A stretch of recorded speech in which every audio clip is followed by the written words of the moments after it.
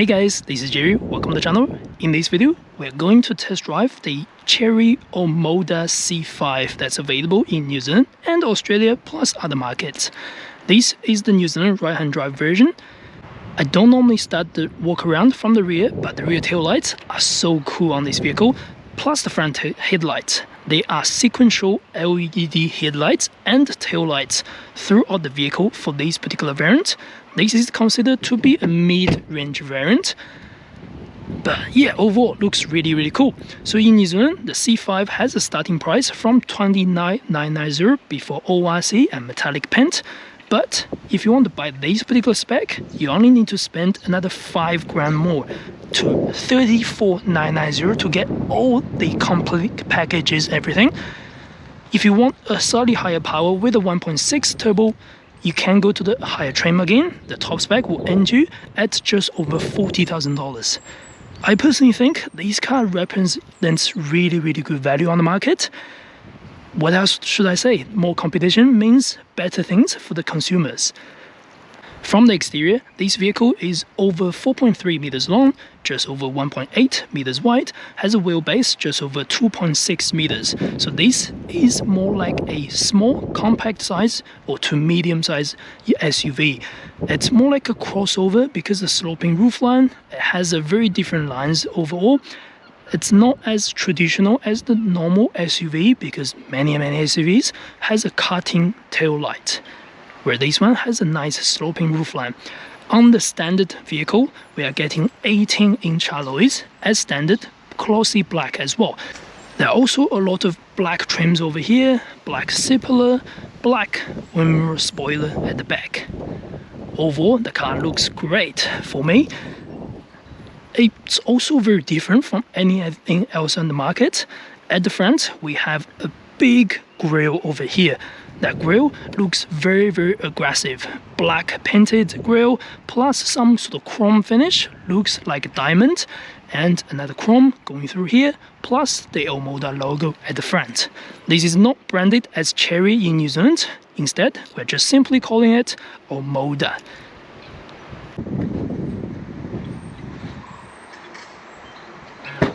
Just like that. That's a kick-start tailgate. Of course, it's power-lifted tailgate, and it's bloody cool, it works. At the back, we've got 325 liters boot space with small additional storage underneath, plus your space saver deep down underneath.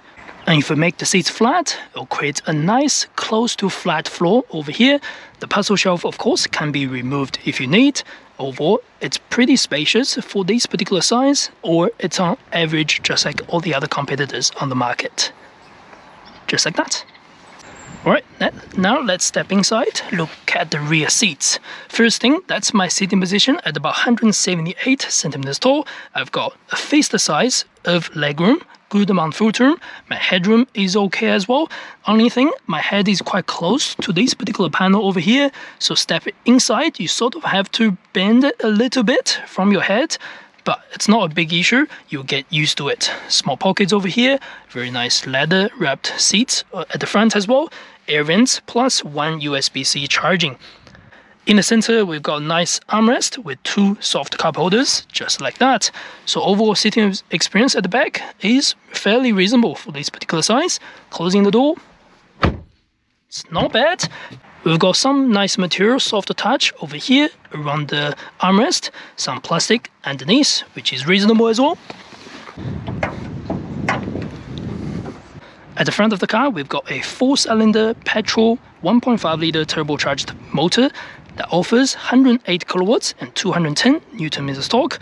On this vehicle, it's mounted a CVT transmission. If you want slightly more power, you can go to the 1.6 turbo, but I think for most people's daily drive, this car is good enough. And good thing about this particular motor, it also takes 91 for the petrol.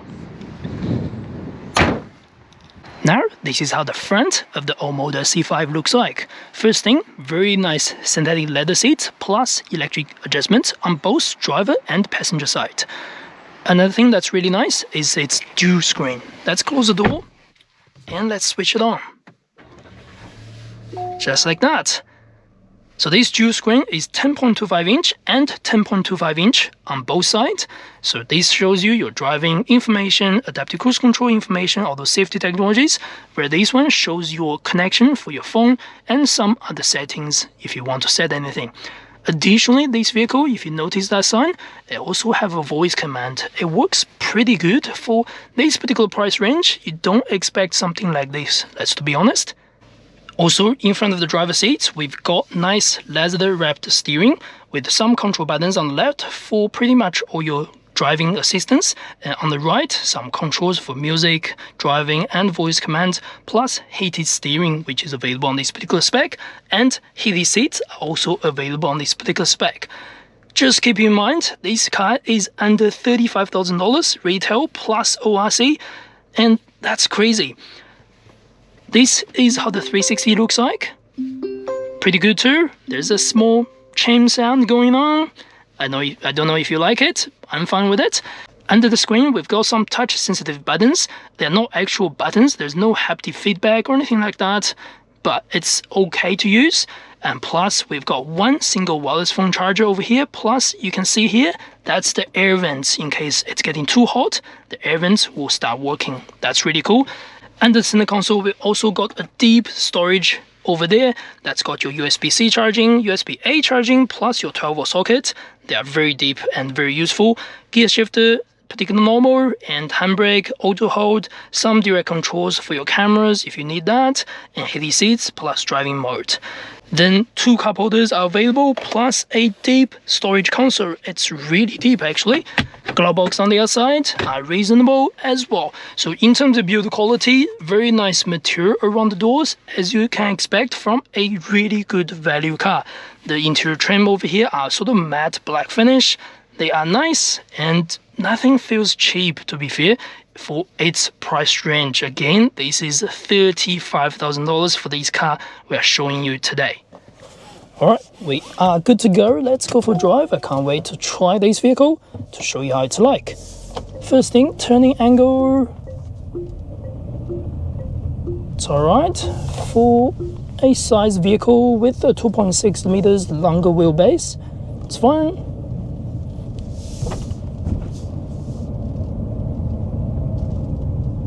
First thing, another thing, let's go through some visibility things on the vehicle. The mirror itself isn't superb, but it's reasonable on the size.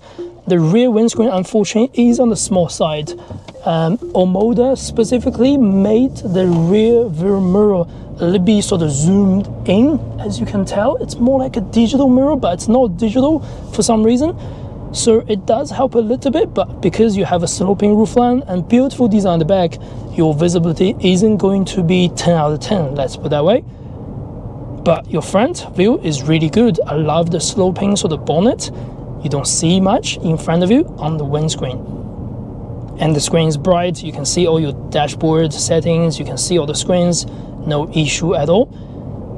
Let's go through the power numbers again. 1.5 liter turbocharged 4-cylinder petrol motor and takes 91. That's a good thing.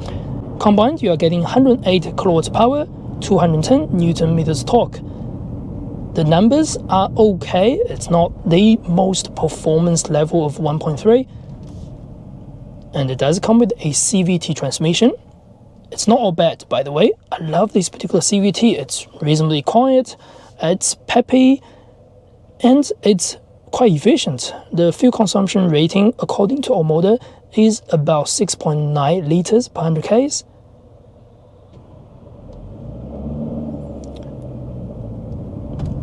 And pickup response from your pedal after you push it down is quite responsive.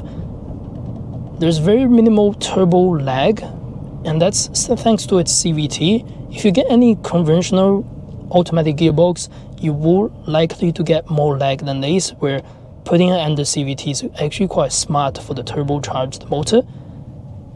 There are 2 drive modes to change. One is Eco, which is just average standard normal driving, which is totally fine for most people, and I'd assume you will be driving on this mode most of the time. There's another sport mode, of course, by simply tapping the center button.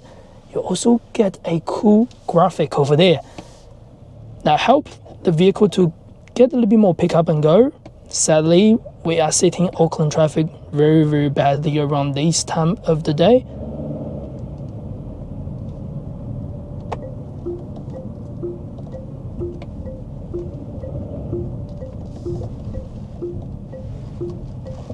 And acceleration, it's not bad at all. After the initial pickup, it also obviously will slow it down due to the CVT and the maximum torque it can offer. But in the city driving, anything from 0 to 50 to 60, it's reasonably smooth and not sporty, but easy to pick up. You don't struggle that much. Let's slow it down again since there's no one behind me. From 30, you can feel the torque. That's quite strong actually on the CVT. You do need to slow down around the area, of course. And while we're on the road, the suspension itself is quite soft. It's nothing special, and it's reasonably quiet overall from the cabin. The vehicle has really good build quality around the doors, around the seats, so you'd expect it's taking a lot reduction for the motor or for the road noise, tire noise overall. Well, since we are going to sit in the traffic lights for quite some time, let's talk to the voice command. Hi, Omoda. Yes, I'm here. Open sunroof. Got it. It's opening. Hi, Omoda. Yes, I'm here. Switch on aircon. Well, let's switch off the aircon. Hi, Omoda. What's up? Switch on the aircon. All right, AC is on. Wow, that's nice. Hi, Omoda. Yes, I'm here. Close sunroof. Sure, it's closing. Just like that. How cool is that? While you're driving, you don't need to do many things, like your window, like your sunroof, like your aircon. Although there's no quick buttons to do some of the aircons, or maybe you find it hard to touch, but this voice command will solve all your problems. You don't have to always go the voice recognition or activation. You can always press this icon over here to switch that on. And I think that's cool. I pretty enjoy that. There are many Chinese cars in the Chinese domestic market with those functions, and bringing that in is really nice, really handy for local buyers for sure.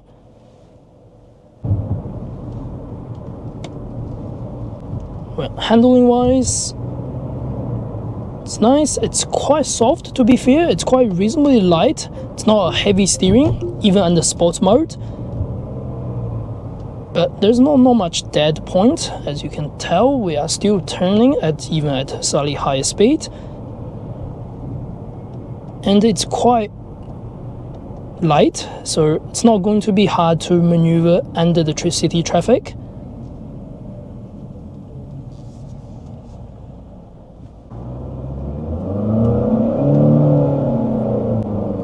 Look how responsive that transmission and the power is under the turbo CVT.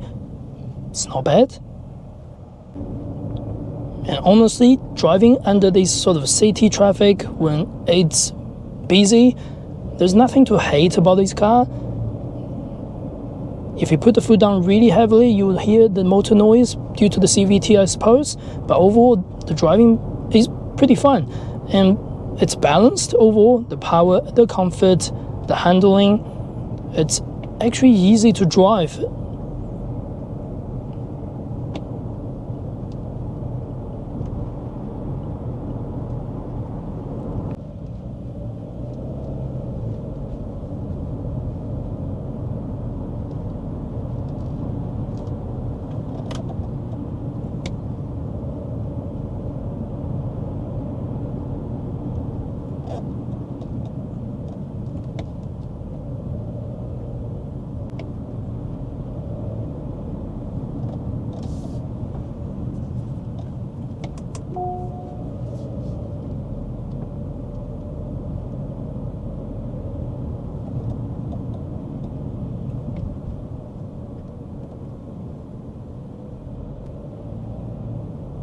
You can definitely feel the difference between Eco and Sport.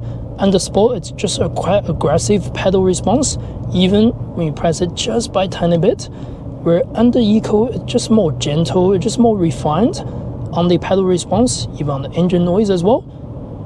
I guess for me, if I'm going to drive this car 99% of the time, I'll be using this under eco. It's relaxing to drive, smooth, it's a little bit quiet, and enjoyable.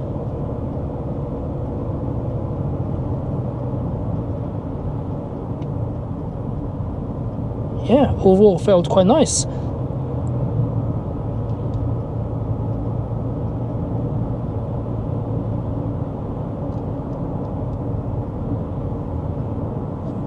You can definitely feel that this car can handle a lot more speed. I was not watching the speed, it's already over 60, and I certainly will apologize for that.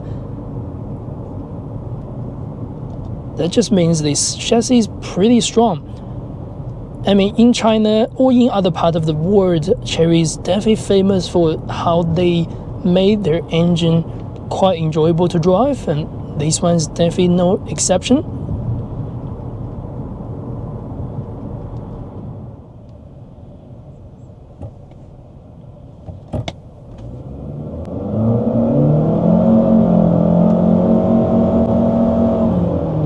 Well, that's certainly not bad at all. It's not a launch control anyway, but I think the pickup is fun. The motor noise is quite a bit due to the CVT transmission, but it's not annoying. I think that's what you'd expect from a CVT and 1.5 liter small motor. Again, and totally understandable. On the motorway, you can feel the road noise increases by some amount, but not by annoying amount. And traveling on motorway is still really relaxing, cruising. Still very solid. This chassis is really solid on motorway. The suspension absorbs the bumps quite well. There isn't any weird things going on.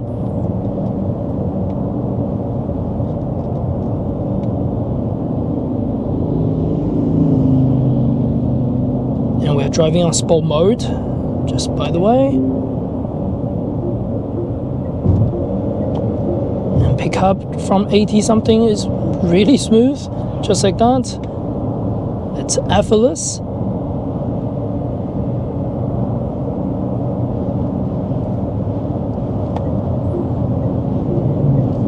Yeah, it's smooth. The wind noise at the front windscreen is actually quite strong, but this is a strong wind day anyway, so you are going to hear that. But not bad. Climbing uphill, just all these cars are struggling, or at least they are slowing down. You don't feel that in this car at all. It's pretty easy to pick up. The rev is still fairly low, even maintaining at least a certain speed. And while we are driving motorway, there's tons of safety technology that's available. Everything from the blind spot detection, the adaptive cruise control, face detection, and lane keeping, lane change assist, pre-collision warning, emergency braking, they are all there. And that just represents the value of this car. So I think that's pretty much all about this video. This is my first Omoda or Chery I've ever driven, I've ever experienced in New Zealand. Hopefully I'll be able to drive more in the future. And if you're interested to know more or to see more Chery, Omoda or Jayco's video, just like that, do not forget to subscribe and like. I'd love to have more videos going on this channel in the future. That's the end of this video. I will see you next one. Thank you very much.